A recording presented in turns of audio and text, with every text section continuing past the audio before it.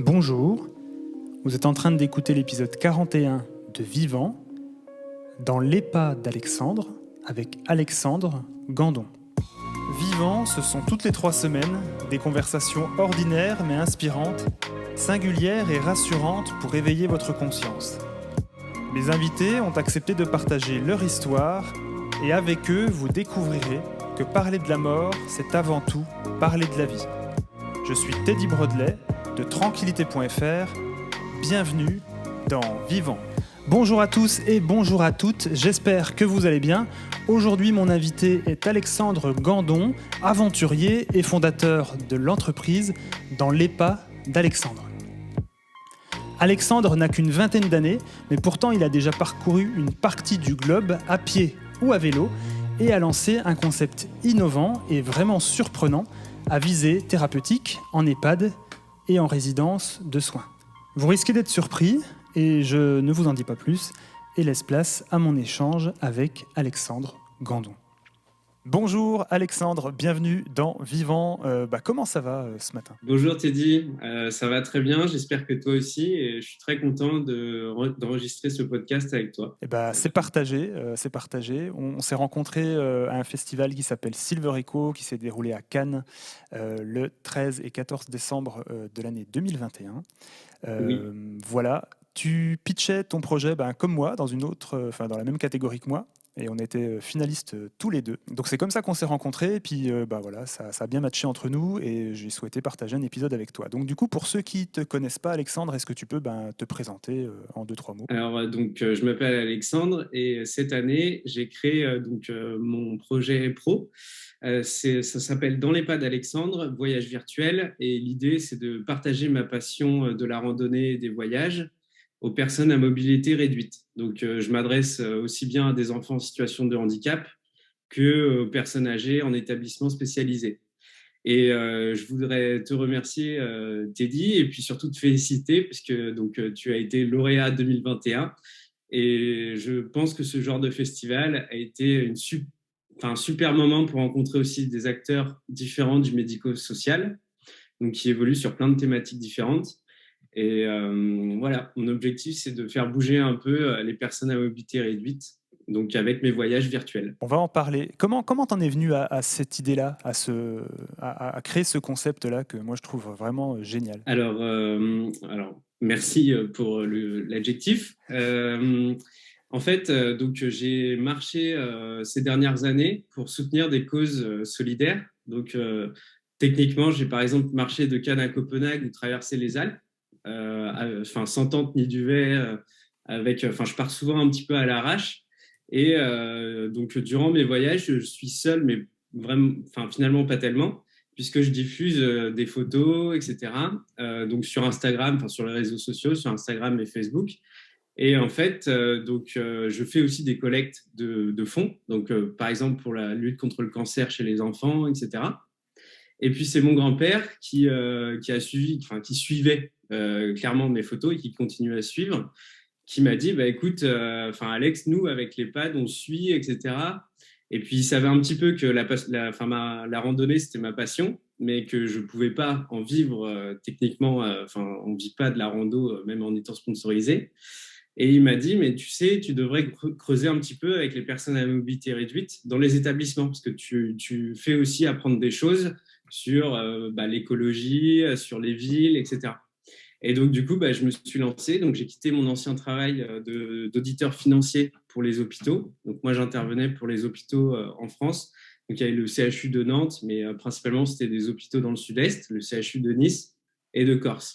Donc, j'ai vu aussi en auditant qu'ils allouaient des budgets, en gros, l'ARS alloue des budgets aux EHPAD pour des animations. Et donc, je me suis dit, là, il y a quelque chose à faire. Et donc, c'est pour ça que j'ai créé mon initiative.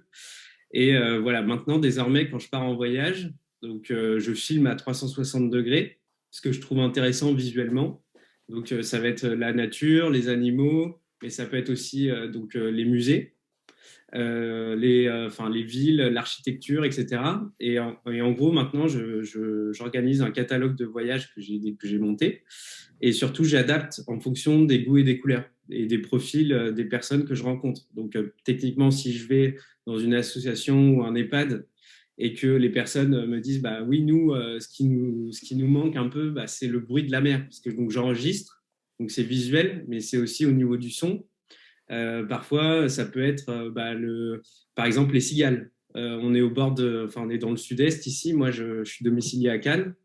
Donc, ça va être d'aller enregistrer un peu, enfin, images et son. Comment donc tu dis tu les fais voyager. Donc du coup, on a dit voyage virtuel. Donc du coup, tu vas dans Ouais, les établissements, tu mets enfin, tu équipes les papy-mamies de ces casques-là en fait, oui. et tu les guides en même temps que tu diffuses les images ou tu les. Voilà, c'est ça, exactement. En fait, je suis parti d'un constat que le virtuel, c'est bien, mais le réel, c'est bien mieux. Donc, l'idée, c'est de débarquer dans les établissements avec mes 10 casques de réalité virtuelle, un écran plat et mes films. Et donc, si bien que, en fait, enfin, l'organisation de l'établissement n'a pas grand-chose à faire, si ce n'est me passer une salle commune et une prise électrique. Après, moi, je débarque avec mon matériel. Et donc, c'est des groupes de 1 à 10 personnes.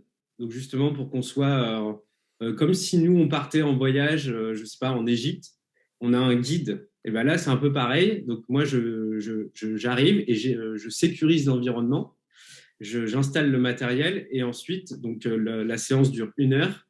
Donc, il y a 30 minutes de voyage où au début, c'est moi, en fait, qui vais guider, vraiment piloter la séance.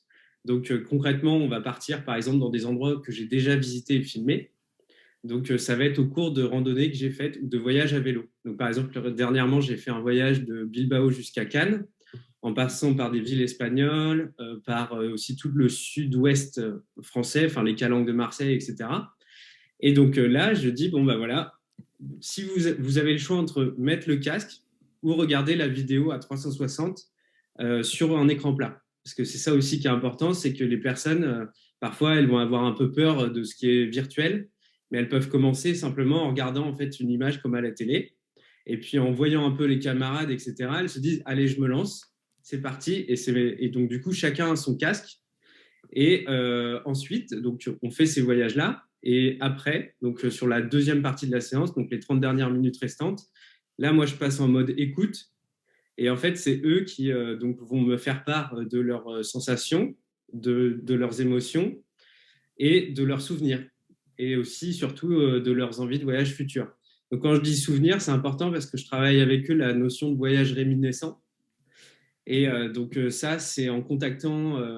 Alors, j'ai mis à jour toutes ces offres-là en collaboration avec un directeur d'EHPAD qui est à Pégomas, Nicolas Autier. Et c'est lui qui m'a dit, bah, écoute, oui, il y a un réel sujet en ce moment sur justement travailler la mémoire. Et moi, c'est ça ce qui m'intéresse. Donc, je suis issu d'une école de commerce. Hein. Je n'ai pas fait j'ai pas fait d'études propres à la santé, mais je pense que de parler un peu des souvenirs et de s'intéresser aux gens, ça peut permettre de faire une veille au niveau du cognitif, au niveau du bien-être cognitif. Et surtout, bah, ils rencontrent quelqu'un. Alors, c'est vrai que c'est des voyages souvent un petit peu sportifs, donc ça les inspire un petit peu, mais moi j'essaie vraiment de m'adapter à leurs envies. S'ils veulent juste aller voir une petite rando à côté de chez eux, qui connaissent, enfin dans l'Estérel ici, moi je suis basé à Cannes, à côté il y a vraiment il y a le Mercantour, il y a le Verdon, il y a l'Estérel. Et voilà, l'idée c'est de les reconnecter en fait avec leur espace, enfin avec leur habitat, parce que parfois certaines personnes ne peuvent plus se déplacer. Et quand tu parles de voyage réminiscent, du coup, c'est de faire appel à la mémoire, à d'anciens souvenirs, du coup, pour réactiver certaines sensations qui seraient. L'idée, c'est ça, c'est que en fait, même en partant d'un voyage dans un endroit spécifique, typiquement dans le nord de l'Espagne que j'ai fait récemment, ils vont aussi me raconter leur voyage qui était dans le sud, que j'ai pas fait. Et ils vont me dire, ah bah moi je me souviens, en 75, je suis allé à Séville, je me souviens de ça de l'Espagne, c'était sous Franco, etc. Et donc l'idée, c'est aussi que eux m'apprennent des choses. Donc en première partie, je sois un peu l'apprenant. Donc je vais rappeler, par exemple, si on va à Paris, je vais dire, voilà, quand est-ce qu'a été créée la Tour Eiffel, etc. Mais c'est juste deux, trois infos que je donne hein, durant l'immersion. Et après, bah, c'est à eux de m'apprendre des choses parce que eux, ils ont un parcours de vie qui est plus important que le mien. Ils sont plus âgés en général, sauf pour les enfants. Mais voilà, l'idée, c'est que eux aussi m'apprennent des choses. Tu peux nous dire un mot justement sur ton amour des voyages? Parce que concrètement, tout le monde ne se lève pas forcément un matin en se disant, bah, tiens, je vais faire, bah, comme tu as dit, hein, les Alpes-Copenhague, par exemple, à pied, Mmh. avec le moins de matos possible. Enfin, voilà, ça devient d'où ça? Alors, en fait, techniquement, j'ai commencé ma vie active à Paris. Donc, j'ai vécu 4 ans à Paris et j'allais chez mes clients. Donc, j'étais auditeur et j'allais chez mes clients au début en métro. Au bout d'un moment, j'en ai eu un peu marre des transports en public parce que je me rendais compte que je travaillais beaucoup et que finalement, je faisais peu de sport et enfin, peu d'activités qui me faisaient du bien au niveau culturel aussi. Et donc un jour, je me suis dit, bah, j'arrête le métro et je vais commencer à marcher. Et si bien que maintenant, Paris, je connais la ville comme ma poche, c'est-à-dire que j'ai fait de long en large et en travers. Et au bout d'un moment, à Paris, je me suis dit, bon, c'est chouette, mais ce qui me manque, en fait, c'est un relief intéressant. Et donc c'est pour ça que je me suis posé la question de partir ou non à l'étranger.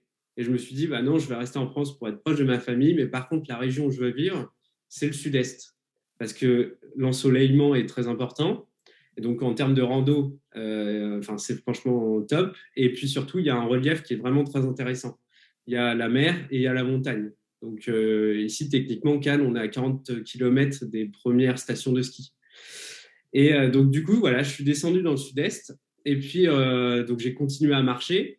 Et je me suis rendu compte que, en fait, au début, bah, je faisais 5, 10, 20, 30. Enfin, voilà, et j'arrive. Maintenant, je peux faire 50 km par jour à pied. Et donc, en faisant ça, je me suis rendu compte que j'ouvrais des nouvelles portes. Donc, j'aime bien le tourisme classique où on part en voyage, on prend un avion, on part en voyage quelque part. Et ça, j'ai aucun problème avec ça. Mais c'est surtout que, en fait, quand j'ai commencé à faire des marches, bah, je me suis rendu compte que les gens m'ouvraient leurs portes ultra facilement. Donc, que ce soit des artisans, des particuliers, des organisations. Et puis, donc, durant mes vacances, j'ai continué mon travail d'auditeur. Hein, et durant mes vacances, bah, j'ai commencé à faire des petites randos un peu plus en mode expédition. Donc, j'ai pu traverser l'Italie en 2018. Et donc, à l'issue de ce voyage, je me suis dit, bon, voilà, entraîne-toi pour faire une traversée en mode un peu plus, encore un peu plus, donc c'est-à-dire une traversée un peu de l'Europe.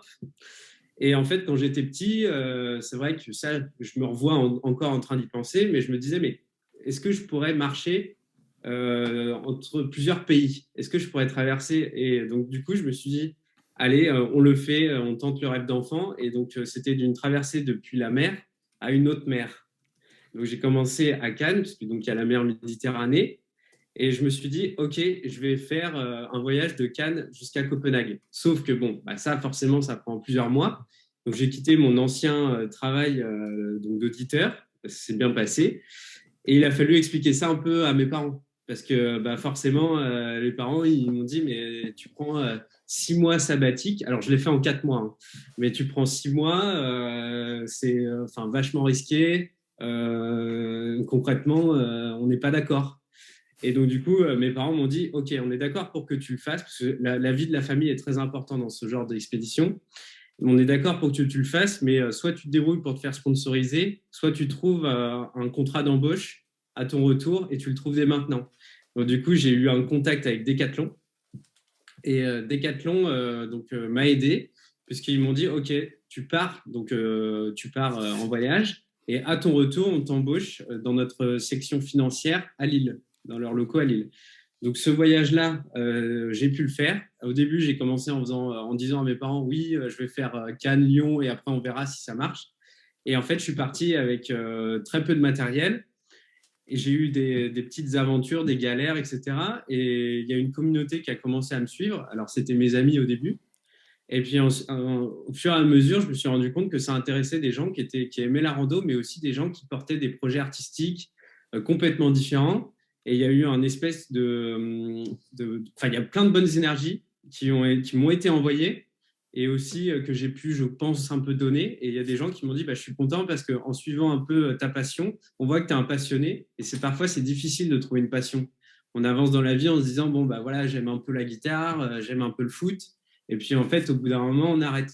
Et moi, c'est ça ce qui m'a manqué, en fait. Mais, enfin, avant de rencontrer vraiment tout ce qui était rando, randonneur, etc., c'est qu'avant, j'avançais un peu dans la vie en me disant, bon, bah, je dois avoir une carrière, je dois avoir des besoins vitaux, me nourrir, etc., donc un salaire. Mais par contre, j'ai pas de passion qui me tienne vraiment. Et c'est là où, bah, frontalement, j'ai eu une grosse passion pour la rando. Puis j'ai fini à l'ambassade de France à Copenhague. Et ça, c'était très porteur pour mes parents, enfin pour moi, mais surtout en fait mes parents, parce que du coup, ils se sont dit, bah oui, là, on est content de notre fils, parce que bon, bah, il arrive aussi à fédérer, etc. Et après toutes ces randos-là, je me suis dit, OK, on va faire un peu plus technique, on va faire les Alpes, etc. Si bien que maintenant, bah, je ne me considère pas comme un grand sportif, mais quelqu'un qui s'y connaît un peu en rando. Tu t'organises comment pour faire un voyage comme ça? Parce que tu dis à l'arrache, Euh, tu as un minimum d'organisation quand même, tu peux pas partir oui, comme bah, ça. en fait, alors je fais pas l'Everest, hein. Il y a des gens qui font de l'alpinisme, etc. Et ça, c'est Ouais, vraiment sauf très que tu que technique. 29 ans. Oui, ouais. Oui, oui. Mais en fait, techniquement, c'est ça que j'adore avec la marche, c'est que tout le monde peut s'y mettre. J'ai rencontré des gens qui ont 82 ans et qui font 100 km en 5 jours, donc ils font 20 km par jour. Et en fait, la marche, c'est quelque chose qui fait du bien à l'esprit, donc c'est assez mental, mais on peut commencer en étant en mauvaise condition physique. Et en fait, au bout de 2, 3 jours, c'est ça que j'ai constaté, c'est que le corps commence à s'adapter. Et en fait, l'idée d'une rando, mon idée, c'est de de finir, pardon, en meilleur état que au commencement. Parce que sinon, c'est qu'on n'a pas compris en fait son matériel. Ça veut dire qu'on a porté trop lourd ou qu'on n'a pas compris ses besoins en rationnement, etc. Donc c'est en fait toute la partie intellectuelle aussi qui m'intéresse durant ces randonnées-là. Et en fait, maintenant, bah, je prépare. C'est-à-dire que bon, pour faire les Alpes, je m'étais préparé 6 mois, mais techniquement, il y a pas tellement besoin. Il faut juste se lancer un minimum et puis après, regarder son sac. Il faut qu'il soit très léger. Alors, il y a des personnes qui font avec des sacs de 15-20 kilos, hein, que je respecte totalement. C'est chacun regarde un peu ce dont il a vraiment besoin. Mais moi, par exemple, durant les Alpes, j'ai fait 3 semaines avec un sac de 4 kilos. Donc, c'est un sac 20 litres. Et en fait, je dormais à la Belle Étoile. Mon idée, c'était de ne pas dormir chez l'habitant sur ce voyage-là, Mhm. justement pour voir ce qui était possible de faire. Et c'est là où on réfléchit. C'est-à-dire que quand on arrive dans une nature, on va se dire, OK, comment je fais pour m'isoler du froid, la nuit, etc. Donc, ça va être, par exemple, de marcher la nuit. Ça va être et se reposer le jour. Ça va être aussi, par exemple, si on veut faire une pause la nuit, de s'isoler du sol. Donc pour ça, couper des branches, etc. Et puis après, bah, utiliser en fait un maximum tout ce qui nous entoure. Donc ça va être les sources d'eau. Et alors bien sûr, moi je n'y vais pas en mode koh parce que j'aime bien me faire plaisir. Donc par exemple tout l'aspect alimentation, là pour le coup, j'allais un petit peu manger des raclettes dans les restaurants que je trouvais quoi. Mais ouais. Quand tu dis, voilà, tu dis, bah voilà, ça permet de les faire voyager, ça permet de les emmener dans un ailleurs, de se faire, Mhm. de revivre certains souvenirs, etc., etc. Donc les solliciter d'un point de vue cognitif. Je te l'avais dit quand on avait discuté ensemble, quand on s'était vu à Ouais. Silverico, mais tu vois, ça me fait penser vraiment à, par exemple, en l'occurrence, une personne qui s'appelle Sandra Meunier, il y en a plein d'autres, hein, mais Sandra Meunier, qui, elle, incarne un personnage qui Mhm. s'appelle Annabelle, qui est une étoile. Voilà, donc c'est un peu inspiré sous la forme du clown, etc., mais avec beaucoup de douceur, enfin, c'est très très joli. Et elle va dans les soins, en soins palliatifs justement pour refaire vivre, ou en tout cas faire vivre aux gens qui sont comme ça en fin de vie, dans des souffrances des fois très difficiles, etc., soit des moments enfin, aller chercher vraiment l'aspect, la créativité, l'imagination, etc. etc. Et moi, ça me donne la sensation vraiment que en fait, cette partie-là, un peu d'imaginaire, de création, ben, on l'a tous en nous, en fait, et c'est la seule chose qui ne bougera vraiment, vraiment foncièrement jamais. Ouais. Est-ce que tu partages cette sensation-là que les gens ils réagissent comment en fait quand... Oui, bien sûr. En fait, il faut. C'est pas évident dans notre société parfois de méditer en fait et de réfléchir concrètement à ce pourquoi on est fort ou intéressé. Et en fait, quand on prend ne serait-ce 10 minutes par jour pour réfléchir un petit peu à ça, on se rend compte qu'il y a on peut suivre plein d'autres personnes. On n'a jamais été autant dans la société de communication et dans le suivi. Et il faut en profiter parce que techniquement, moi, je suis très intéressé par un écrivain qui s'appelle Sylvain Tesson. Et c'est lui un petit peu qui m'a inspiré donc pour les voyages. Et en fait, Sylvain Tesson, donc lui, il disait, bah voilà, moi j'ai une peur bleue des réseaux sociaux. Mais je pense pas qu'il faut en avoir peur. Il faut juste entrer dans un état d'esprit d'inspiration et de créativité. Et en fait, en suivant ses propres envies, mais aussi ce que font les autres, on arrive à faire des projets créatifs, de collaboration, etc. Il y a aussi une personne qui m'a beaucoup inspiré, c'est Alexander Supertramp. Alors là, donc du coup, je vais faire appel à certains souvenirs. C'est un film qui s'appelle Into the Wild. Ouais, Et en ouais, fait, bien sûr. à la base, c'est un bouquin et ça a été en fait, ça retrace l'histoire de Christopher McCandless qui est parti. Donc lui, il a fait, si je me trompe, il a fait Harvard en fait aux États-Unis. Donc c'était au début des années 90. Et en fait, il se disait, bah voilà, moi j'ai suivi tout un cursus, j'ai mon diplôme, etc. Mais je l'ai fait pour mes parents. Et en fait, ça le rendait pas heureux. Lui, il était un petit peu en dehors de ce que voulaient faire ses parents, ce que voulaient que ses parents fassent pour lui. Bref. Et donc, du coup, lui, alors, il a fait un peu un schéma extrême. Hein. Je dis pas que c'est bien ce qu'il a fait, mais il est parti donc sur les routes et il allait jusqu'en Alaska. Et il a fait un gros voyage et finalement, il est décédé en 1992 en Alaska. Mais en fait, cette personne-là, donc, on peut voir d'un côté qu'elle a été un petit peu égoïste parce qu'elle a pensé à elle et pas forcément à ses proches, et donc au deuil que ça allait engendrer pour sa famille. Mais par contre, il a vécu une vie pleine. Donc, il a vécu jusqu'au bout, il allait au bout de ses idées. Et je pense que dans la vie, il faut jongler un peu entre raison et folie. Donc, il faut savoir, en fait, prendre du temps pour soi et se dire, OK, je sais pas, les sauts en chute libre, etc., c'est ma passion, je veux le faire une fois dans la vie. Allez, bah, faites-le. Ou de l'alpinisme. Il faut juste s'écouter, en fait. Et puis après, les bonnes idées arrivent. Et même, on peut trouver d'autres gens qui motivent. Et voilà, c'est mon idée sur la création. C'est vachement intéressant parce que au départ, enfin voilà, dans le podcast, on parle. Enfin, c'est un mélange un peu maintenant, hein, quand même, de plein de choses, mais ça tourne quand même autour de. Bah voilà, je dis toujours parler de la mort, c'est avant tout parler de la vie, parce que c'est souvent dans des moments, tu vois, un peu difficiles, un peu chauds comme ça, qu'on peut prendre vraiment conscience de la fragilité de l'existence, du coup, et c'est souvent malheureusement, en fait, quand on passe par des moments difficiles, qu'on se dit merde. euh, à partir de maintenant, en fait, je me rends compte qu'il y a des choses à faire. Je me rends compte que j'ai peut-être gâché du temps ou gâché de l'énergie, etc., etc. C'est un peu au final la philosophie du podcast. Donc ce que tu dis résonne vachement et c'est hyper cool. J'aime beaucoup, tu vois, dans les épisodes partager des livres justement, enfin des livres ou des ressources ou des films ou des choses comme ça qui peuvent être. Tu m'as parlé d'Into the Wild. Voilà. Est-ce qu'il y a d'autres choses, toi, qui t'ont inspiré ou que t'aimerais partager? Alors justement, donc en fait, mes petites randos m'ont permis de rentrer en contact avec une aventurière qui est pour moi la plus grande aventurière. Donc là, on parle d'une personne féminine, Sarah Marquis. Et donc elle a traversé des milliers de kilomètres partout dans le monde et elle a écrit des bouquins. Et donc, c'est ça aussi que je trouve sympathique avec la communauté de randonneurs, c'est que souvent, en fait, c'est des gens qui sont connectés au réel, au réel, c'est-à-dire à la nature, etc. Donc, moi, je suis à des années-lumière en termes de compétences, de connaissances des écosystèmes par rapport à cette personne-là. Mais j'invite tout le monde à lire ces livres. Et puis aussi, j'aime beaucoup, encore une fois, alors, même si je suis pas d'accord avec tout, mais Sylvain Tesson, il y a quelques bouquins qu'il a fait. Il y en a un où il est parti vivre 6 mois à côté du lac Baïkal. Il y a l'Axe du Loup, notamment, qui est très intéressant.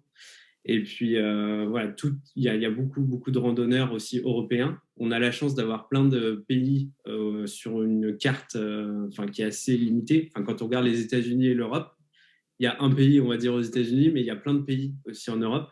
Donc, c'est ça qui fait la beauté de notre continent, c'est qu'il y a des accents différents.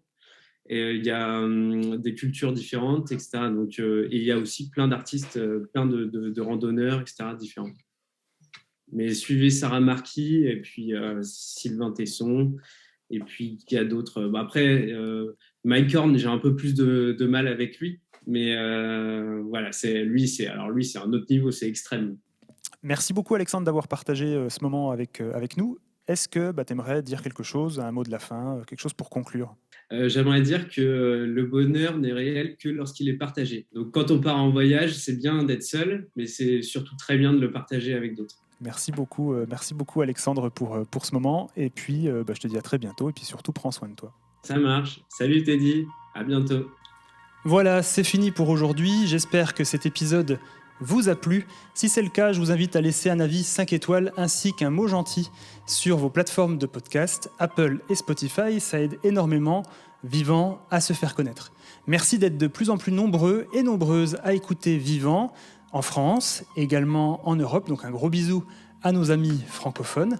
Si ce n'est pas déjà fait, je vous invite à vous abonner à la page Facebook, Instagram, à me suivre sur ma page LinkedIn @TeddyBroadley ou vous abonner sur la page YouTube du podcast @VivantPodcast. Pour ma part, je vous donne rendez-vous dans 3 semaines pour un nouvel épisode. Mon invitée sera Anne-Sophie Roturier, cofondatrice de la Cagnotte des Proches, qui nous partagera son histoire et nous expliquera en quoi consiste ce projet humain et solidaire. Je vous remercie beaucoup d'être là. Je vous dis à très vite et surtout, vous le savez, prenez soin de vous.